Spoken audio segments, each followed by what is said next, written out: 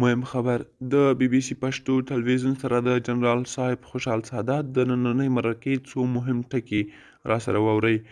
دوستانو پوره حالا سره همدلته ویډیو کې ترلاسه کړئ او که چیرې غواړئ نور تازه او همداسې مهم خبرونه ترلاسه کړئ نو همدا اوس سرخط نیوز یوټیوب چینل د سره سبسکرایب کړئ.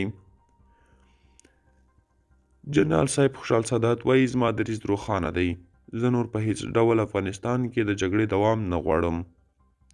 که هر څوک بیا افغانستان جګړې ته ټیل وهي یا د جګړې اور زیاتوي، هغه که زما ورور هم وي پر ضد یې درېږم. ماته دا مهمه نه ده چې واک یا قدرت د چا له سره دی، ماته فقط دا مهمه ده چې افغانستان آباد او افغانان خوشحاله وي. دا 40 کاله کېږي په یو او بل نوم افغانان وژل کېږي او افغانستان په اور سوځېږي.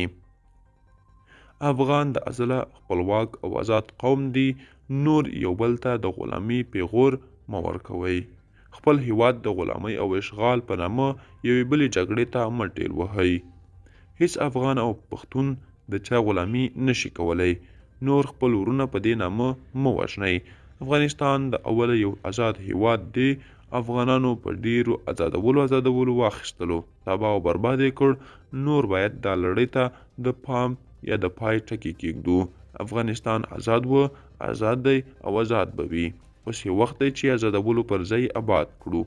دوستانو که چیرې غواړئ نور تازه او مهم خبرونه ترلاسه کړئ نو همدا اوس سرخط نیوز یوټیوب چینل سبسکرایب کړئ. تر بیا ښې چارې، ښه وخت.